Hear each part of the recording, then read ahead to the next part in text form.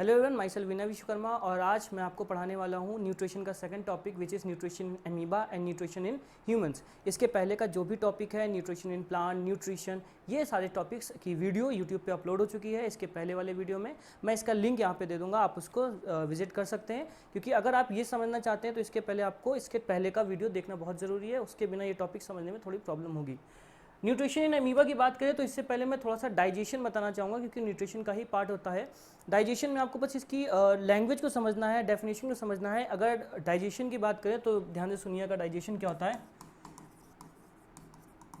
जब डाइजेशन की बात करें तो यहाँ पे क्या होता है, डाइजेशन का मतलब होता है breaking down of complex food, right, ध्यान से सुनिएगा, breaking down of complex food into simpler absorbable molecular substances. मतलब फॉर एग्जांपल जो भी फूड हम कंज्यूम करते हैं, ठीक है, फूड में आपका कुछ भी हो सकता है, it could be carbohydrate, protein, fat, ठीक है, ये आपके कॉम्प्लेक्स फॉर्म के फूड हैं। ये तीनों क्या हैं? ये तीनों आपके कॉम्प्लेक्स फॉर्म ऑफ फूड हैं। ये हमारी बॉडी एब्जॉर्ब नहीं कर सकती। हमें क्या करना है, इस कॉम्प्लेक्स फॉर्म के फूड को सिंपलर फॉर्म में कन्वर्ट करना है, राइट। और इनके सिंपल फॉर्म क्या होते हैं हमें ये भी पता होना चाहिए। जैसे कार्बोहाइड्रेट का सिंपलेस्ट फॉर्म होता है ग्लूकोज C6H12O6, प्रोटीन का एमिनो एसिड और फैट का फैटी एसिड। ऑलराइट, तो आपको ये चीज़ें बहुत ध्यान से समझनी है कि डाइजेशन का मतलब कुछ नहीं, बस conversion of complex molecule into simple absorbable molecule. मतलब कॉम्प्लेक्स फॉर्म ऑफ फूड हम एब्जॉर्ब नहीं कर सकते हैं। इसका बहुत बेसिक एग्जांपल अगर हम लें, जो कि बोर्ड्स में भी क्वेश्चन आया था कि a person eating a rice, right, you are getting my point और नॉट। अगर हम चावल खा रहे हैं, राइट, तो राइस को कंज्यूम करते टाइम क्या होगा, हमारे माउथ में होता है सलाइवा।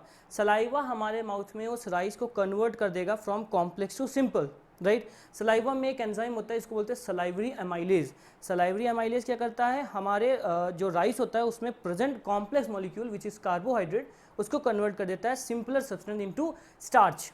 क्लियर है? अच्छा, अब जैसे मैंने यहाँ पे लिखा है कार्बोहाइड्रेट कन्वर्ट हो रहा है ग्लूकोज, तो ये स्टार्च कैसे आया? तो ब्रेकडाउन ऑफ फूड जो होता है वो एक स्टेप्स में होता है। ऐसे नहीं कि एक बार में एक प्रोसेस में हो गया, it takes several steps to break down, right. वो भी हम आगे पढ़ेंगे जब हम ह्यूमन का पढ़ेंगे, जैसे इसके बाद। अभी आपको समझना है कि डाइजेशन का मतलब कॉम्प्लेक्स फूड को सिंपलर फूड में कन्वर्ट करना, इस प्रोसेस को हम बोलते हैं डाइजेशन, राइट। और ये प्रोसेस अमीबा और ह्यूमन में कहाँ होती है? This process take place inside our body. कहाँ पे? Inside our body. चलिए आगे चलते हैं और देखते हैं हम कि अमीबा आखिर कैसे करता है। तो सबसे पहले तो हमें ये समझना होगा कि अमीबा में स्टेप्स क्या होते हैं। जैसे मैंने कहा डाइजेशन एक स्टेप की प्रोसेस नहीं है, कई सारे स्टेप्स होते हैं। तो वैसे ही अमीबा की अगर हम बात करें तो डेफिनेशन देखते हैं। अमीबा जो कि एक यूनिसेलुलर ऑर्गेनिज्म है। कैसा ऑर्गेनिज्म? यूनिसेलुलर, मतलब सिंगल सेल ऑर्गेनिज्म है। अब अगर ये सिंगल सेल ऑर्गेनिज्म तो क्या करता है, does not possess specialized organ. Specialized organ नहीं होते इसके पास कि ये फूड इनटेक कर सके, राइट। जैसे ह्यूमंस के पास माउथ होता है, lion, tiger, deer, they all possess mouth, है ना। तो ऐसे अमीबा के पास ऐसा कोई पर्टिकुलर ऑर्गन नहीं होता। तो ये अपना फूड इंगल्फ कैसे करे, फूड खाए कैसे? क्योंकि कॉम्प्लेक्स फूड को सिंपल करने के लिए बॉडी के अंदर ले जाना बहुत जरूरी है। यहाँ पे होगा for the process of nutrition, mode of nutrition is holozoic. अब मोड कैसा है? Holozoic, right. होलोजोइक में क्या होता है? यही तो होता है ना, फूड को हम बॉडी के अंदर कन्वर्ट करते हैं from complex to simple with in the help of pseudopodia. Pseudopodia क्या होते हैं? अभी मैं डायग्राम दिखाऊंगा तो उस डायग्राम में आपको फिंगर लाइक प्रोजेक्शन मिलेगा। ये डायग्राम आपके एनसीईआरटी में भी ड्रॉन है। अगर वहाँ पे आप देखोगे तो आपको अमीबा में एक फिंगर लाइक प्रोजेक्शन दिखेगा। अगर मैं अमीबा का डायग्राम ड्रॉ करूँ तो कुछ ऐसा आप कोई फिक्स बाउंड्रीड शेप नहीं होती हैं, तो ऐसे फिंगर लाइक प्रोजेक्शन होता है। ये देखिए, ये दिख रहा है ना,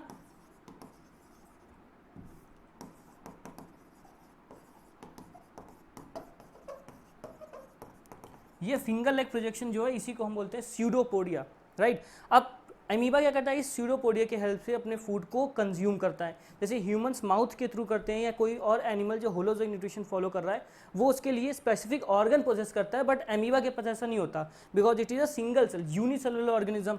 ये क्या करेगा, देखिए इसकी आगे की प्रोसेस समझते हैं हम।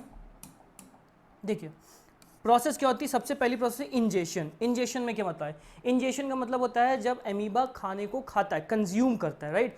पहला स्टेप। स्यूडोपोडिया क्या करते हैं, they form a finger like projection, engulfs, मतलब फूड को इंगल्फ करते हैं, ठीक है। Food comes in contact with the cell surface and form a food vacuole. This process called ingestion. मतलब यहाँ पे क्या होता है, डायग्राम बेस में समझेंगे। तो यहाँ पे मान लीजिए यहाँ पे फूड था, राइट, ये क्या है हमारा फूड।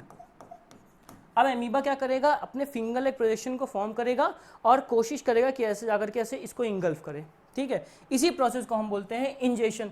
नेक्स्ट प्रोसेस है डाइजेशन। डाइजेशन हम अगेन पढ़ चुके हैं, जो भी फूड हमने खाया है उस फूड को कॉम्प्लेक्स फॉर्म से सिंपल फॉर्म में कन्वर्ट करने की प्रोसेस को डाइजेशन बोलते हैं। कॉम्प्लेक्स सिंपल इसलिए करता है क्योंकि कॉम्प्लेक्स फॉर्म ऑफ फूड हमारी बॉडी एब्जॉर्ब नहीं कर सकती, हमारी बॉडी एब्जॉर्ब कर सकती है simpler form of food, that is why we need this particular process. इसमें क्या होता है, इट इज अ इंट्रासेलुलर, ठीक है, sorry it is a intercellular process, ठीक है। इंटरसेलुलर मतलब this process take place inside the cell, take place inside the cell in amoeba inside the food vacuole. अच्छा फूड वैक्यूल मैं बोल रहा हूँ, फूड वैक्यूल क्या हुआ यहाँ पे समझेंगे। ये देखिए यहाँ पे जो डायग्राम था, अगर मैं इसका सेकंड स्टेप बनाऊँ, राइट, अगर सेकंड स्टेप की बात करूँ तो यहाँ पे जो एमीबा का फिंगर लाइक प्रोजेक्शन बना था ना, ये ऐसे वैक्यूल टाइप बन जाएगा। फूड यहाँ पे आ जाएगा, ये फूड यहाँ पे आएगा, और ये जो पूरा एरिया हमारा फॉर्म हो चुका है, ये अब हमारा फॉर्म हो चुका है फूड वैक्यूल टाइप। ये जो एरिया है, ठीक है, ये एरिया अब हमारा हो गया है फूड वैक्यूल। इसी के अंदर फूड का कॉम्प्लेक्स फॉर्म से सिंपल फॉर्म में कन्वर्ट होना स्टार्ट हो जाएगा, राइट। फिर इसके बाद अब जब फूड सिंपल से कॉम्प्लेक्स में हो चुका है, ठीक है, यहाँ पे क्या हो चुका है, ये फूड जो सिंपल था वो कॉम्प्लेक्स से सिंपल में हो चुका है। अब यहाँ पे क्या होगा, स्मॉल सोल्यूबल मॉलिक्यूल, सोल्यूबल मतलब वही जो सिंपलर फॉर्म ऑफ फूड है, are then readily absorb in cytoplasm. Single cell है ना, तो यहाँ पे जो भी लिक्विड रहा होगा क्या रहा होगा, साइटोप्लाज्म ही तो रहा होगा, तो यहाँ पे जो भी साइटोप्लाज्म है उसके अंदर ये फूड अच्छे से एब्जॉर्ब हो जाएगा, right. This process is called absorption, और इसी प्रोसेस को एब्जॉर्प्शन ऑफ कॉम्प्लेक्स फूड को हम बोलते हैं एब्जॉर्प्शन। नाउ एसिमिलेशन क्या होता है, the absorb food is further assimilated by amoeba to use energy for the growth. मतलब अब ये जो अमीबा के अंदर ये जो फूड आ चुका है ना, अब अमीबा इसको यूज़ करेगा। कैसे यूज़ करेगा, जो सिंपल फॉर्म में फूड हमने एब्जॉर्ब कर लिया है वो पूरी सेल में जाएगा, हर एक सेल में जाएगा, हर एक सेल के कॉर्नर पे, ताकि अमीबा उसको अच्छे से यूज़ कर सके फॉर ग्रोथ या लाइफ की जो भी प्रोसेस करनी है उसके लिए एनर्जी मिल सके कुल मिला के। नेक्स्ट है हमारे पास ईजेशन, राइट। ईजेशन क्या होता है, ध्यान समझेंगे कि जब भी हम कोई भी खाना खाते हैं ना तो उसमें वेस्ट प्रोडक्ट ज़रूर फॉर्म होता है, और ये जो वेस्ट प्रोडक्ट फॉर्म हुआ है इसको बॉडी के बाहर थ्रू आउट करना बहुत इंपॉर्टेंट है। अगर इसको हम बॉडी के बाहर थ्रू आउट नहीं करेंगे तो हमारे लिए बहुत हार्मफुल हो जाएगा, ये प्रोसेस ना हो, या फिर अमीबा के लिए भी ऑफकोर्स बहुत हार्मफुल होगा। तो हम क्या करेंगे, दी अनडाइजेस्ट फूड, जो फूड अनडाइजेस्ट है, food material is remove by cell membrane. तो यहाँ पे क्या होगा, आपने अगर पढ़ा हुआ डाइजेशन में क्या होता है, नॉर्मल डिफ्यूजन की प्रोसेस पढ़ी है, मतलब यहाँ से सेल के अंदर से चीज़ें सेल के बाहर आ जाएंगी, जो भी वेस्ट मटेरियल बना होगा वो सेल के बाहर आ जाएगा, और जो यूजफुल है वो सेल में एब्जॉर्ब हो जाएगा, ठीक है। तो बस इसी वेस्ट मटेरियल को ruptured suddenly to any place and eliminate out the undigest food which is known ingestion. और इसी प्रोसेस को मतलब अमीबा के अंदर से अनडाइजेस्ट फूड बाहर जाता है तो उसी को बोलते हैं हम इंजेशन। आई होप आपको ये समझ में आ गया होगा। हम चलते हैं हमारे next topic which is nutrition in human.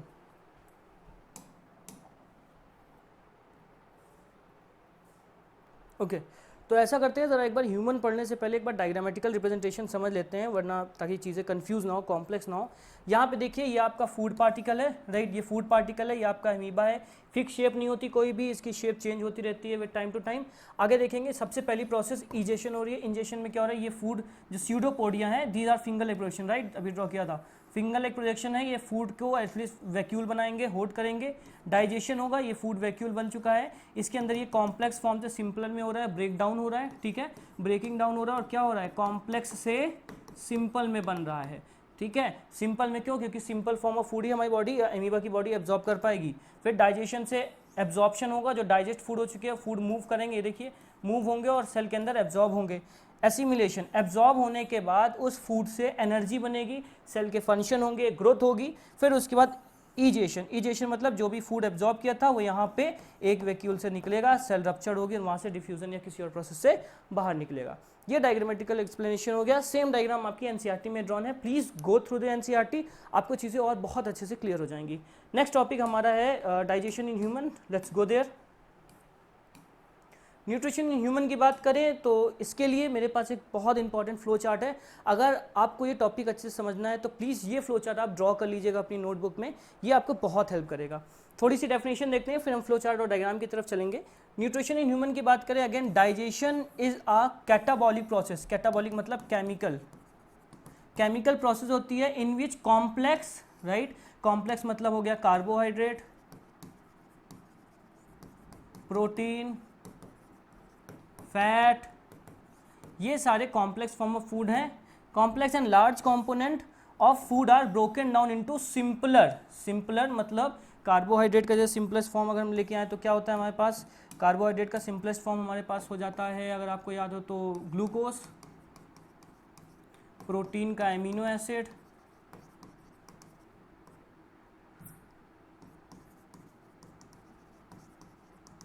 और फैट का फैटी एसिड। ठीक है, अब ये ब्रेकडाउन की प्रोसेस होगी तो स्मॉलर फॉर्म मतलब छोटे छोटे कंपोनेंट बटेंगे, help with the enzyme, enzyme की हेल्प से। आपको पता होना चाहिए एंजाइम क्या है, these are chemical catalysers. Chemical catalyser मतलब किसी केमिकल रिएक्शन को कंटिन्यू करने के लिए एंजाइम बहुत इंपॉर्टेंट होते हैं। हमारी बॉडी में बहुत सारे एंजाइम होते हैं और डाइजेशन के लिए भी बहुत सारे एंजाइम होते हैं। डाइजेशन में हेल्प करने वाले अलग अलग एंजाइम की स्टडी हम अभी फ्लो चार्ट पे करने वाले हैं। The simpler part are taken by different part of the body and absorb। अब बॉडी में डिफरेंट पार्ट में जाएगा, small intestine that is also known as complete site of digestion, वहाँ पे जाएगा, वहाँ पे एब्जॉर्ब होगा, एब्जॉर्ब होकर ब्लड में मिक्स होगा और बाकी की प्रोसेस करेगा। Entire system is known as digestive system. और इसी पूरी प्रोसेस को मतलब कॉम्प्लेक्स फॉर्म को सिंपल फॉर्म में करना, कॉम्प्लेक्स फॉर्म ऑफ फूड को सिंपल फॉर्म ऑफ फूड में करने की प्रोसेस को ही हम डाइजेशन बोलते हैं, जिसमें हम हेल्प लेते हैं एंजाइम की। ठीक है, ये तो हो गई भाई थ्योरेटिकल बात। अब जरा हम बात कर लेते हैं हमारे डायग्राम और फ्लो चार्ट बेस की। तो ये मेरे पास फ्लो चार्ट है, I really advise you all, तो please make this diagram in your notebook, this is very helpful diagram. इस पर्टिकुलर प्रोसेस से एटलीस्ट 2 to 3 मार्क का आपके बोर्ड में आने वाला है, मैं लिख करके दे सकता हूँ। This is my past experience, I have been teaching for about 5 to 6 years and I have seen every year a lot of numbers questions coming from this particular topic, so please just go with the flow chart. Now diagram एक बार देख लेते हैं, diagram आपके NCERT में भी है, उसको भी आप देख लीजिएगा। डायग्राम भी मस्ट है, डायग्राम के साथ साथ फ्लो चार्ट तो है ही है। डायग्राम आपको कैसे आता है, क्वेश्चन कैसे आता है, आपको डायग्राम दिया होगा और आपको ये सब लेबल करने होंगे। सबसे पहले हमारे पास माउथ होता है जो, अच्छा इसको एलिमेंट्री कैनाल भी कहते हैं, digestive system is also known as alimentary canal.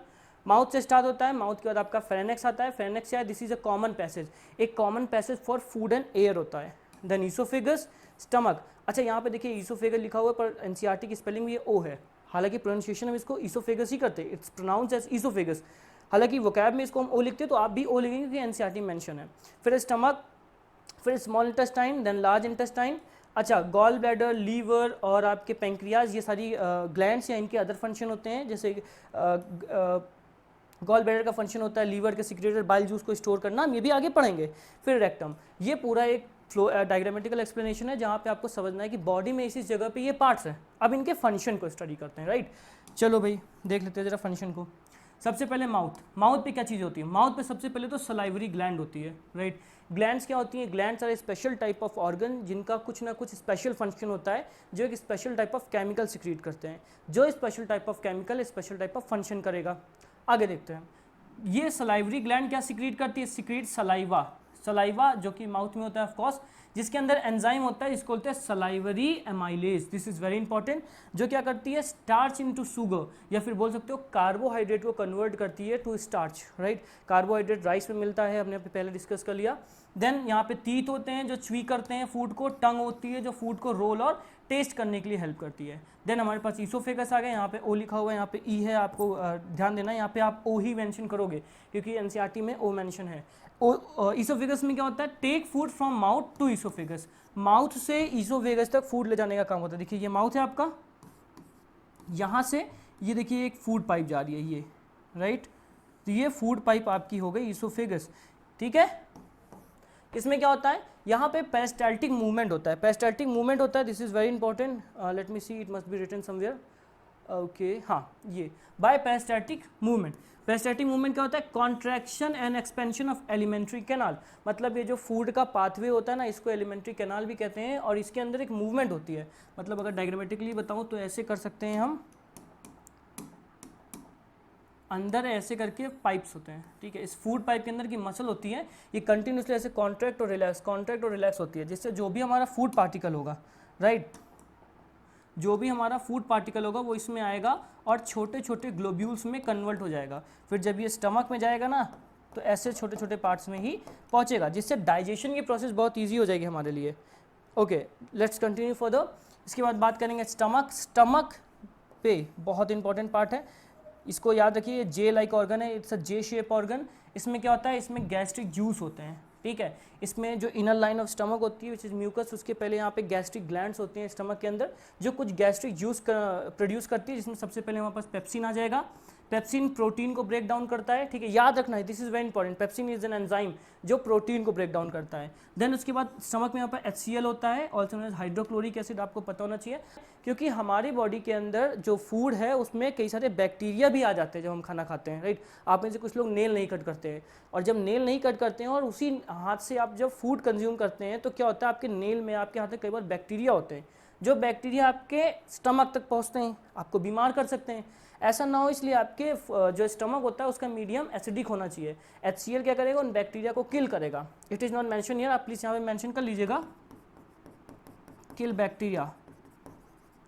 इसके अलावा बात करें तो ये पेप्सिन को भी एक्टिवेट करने का काम करते हैं। अगर हमारे स्टमक का मीडियम एसिडिक नहीं होगा तो ये पेप्सिन एक्टिवेट नहीं होगा, ठीक है। और म्यूकस, अब देखिए HCl अपने आप में बहुत हार्मफुल एसिड है, ठीक है, जो बहुत कोरोसिव होता है, बहुत चीज़ों को बहुत ईजिली बर्न कर सकता है। ऐसा ना हो, दैट इज़ वाई यहाँ पे एक लेयर होती है उसको म्यूकस मेम्ब्रेन, जो इनर लाइनिंग को प्रोटेक्ट करती है स्टमक की फ्रॉम HCl। इसके बाद फूड हमारा जाता है स्मॉल इंटेस्टाइन में, ठीक है। स्मॉल इंटेस्टाइन में क्या होता है, देखिए small intestine is also known as complete site of digestion.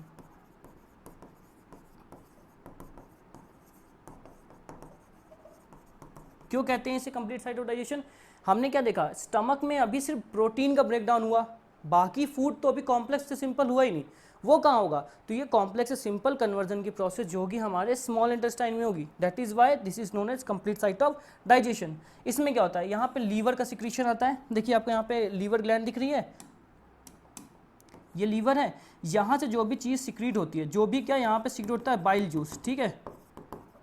Bile juice यहाँ पे बहुत ज़्यादा फॉर्म होता है, और बाइल जूस फॉर्म होने के बाद एब्जॉर्ब होता है। देखिए यहाँ पे गॉल ब्लैडर दिख रहा है, ये दिख रहा है ग्रीन कलर का, इस गॉल ब्लैडर के अंदर ये बाइल जूस जाता है और एब्जॉर्ब होता है। और जब हमें डाइजेशन करना होता है, डाइजेशन की प्रोसेस होती है, तो इंटेस्टाइन में ये बाइल जूस अपना सिक्रीट हो जाता है, ठीक है। क्या फॉर्म करता है liver, secrete bile juice.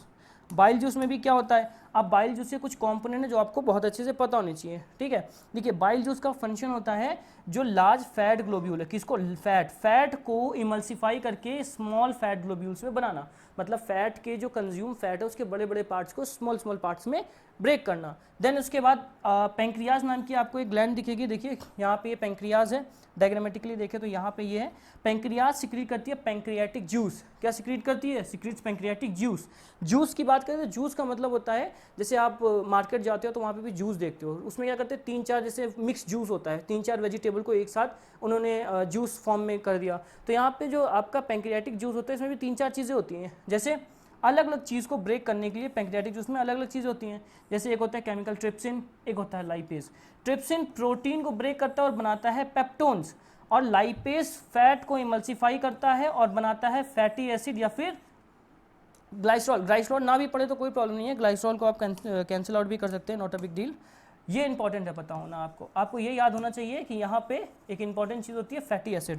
Question boards में आता है कि आपको बताना है कि भाई ये बताएं जरा कि फैट का इमल्सिफिकेशन कब और कहाँ होता है। तो आपको याद रखना है कि फैट का इमल्सिफिकेशन 2 बार होता है, एक बार आपका बाइल जूस करेगा, एक बार आपका लाइपेज करेगा, ठीक है। वैसे कि प्रोटीन का भी ब्रेकडाउन 2 बार होता है, पेप्सिन से एक बार ब्रेकडाउन होता है स्टमक के अंदर, फिर दोबारा से होता है स्मॉल इंटेस्टाइन के अंदर, पेंक्रियाटिक जूस से ट्रिप्सिन ब्रेक करता है, ठीक है। अब क्या हुआ, यहाँ से सारा का सारा कॉम्प्लेक्स फूड सिंपल में बन चुका है। स्मॉल इंटेस्टाइन से अब चीज़ें जाएंगी लार्ज इंटेस्टाइन में, हालांकि स्मॉल इंटेस्टाइन में कंप्लीट डाइजेशन हो चुका है, there is nothing left to digest, right, मतलब कॉम्प्लेक्स से सिंपल करने के लिए अब कुछ नहीं बचा है। अभी कुछ इंपॉर्टेंट नहीं हुआ है तो वो हुआ है, ठीक है। अभी क्या बचा हुआ, अभी हमारा वाटर बचा हुआ। वाटर का एब्जॉर्प्शन हम कहाँ देखेंगे, तो वाटर का एब्जॉर्प्शन हमारे लार्ज इंटेस्टाइन में होगा। कहाँ होगा, लार्ज इंटेस्टाइन में एब्जॉर्प्शन ऑफ एक्सेस वाटर होगा, ठीक है। और उसके बाद जो फूड है, जैसे कि आपने देखो जूस निकलते हैं उसका वेस्ट भी तो निकलता है, जूस तो लिक्विड अलग हो गया, एक सॉलिड वेस्ट होता है ना, तो वो वेस्ट हमारा लार्ज इंटेस्टाइन में टेम्परेरी स्टोर होने के लिए चला जाएगा, और फिर उसके बाद एक्सक्रीशन की प्रोसेस थ्रू आप उसको by the process of excretion आप उसको थ्रू आउट कर दोगे from the body. Next NS with the help of egestion, ठीक है, इजेशन में आपका एनएस हेल्प करेगा। तो ये थी हमारी process of digestion in human. आपको क्लियर हो चुका है अब तक nutrition in plant, nutrition in animal. Plant में भी आपने देख लिया है सारी चीज़ें कि कैसे फोटोसिंथेसिस होती है, स्टेप्स क्या होते हैं फोटोसिंथेसिस के, इंपॉर्टेंट क्राइटेरिया क्या होता है। देन आज हमने देख लिया अमीबा और ह्यूमन का डाइजेशन। अगर आपने लास्ट वीडियो नहीं देखा है please go through the nutrition first topic, then this topic will be easier for you. Next video में हम बात करने वाले हैं हमारे next topic which is respiration. Thank you.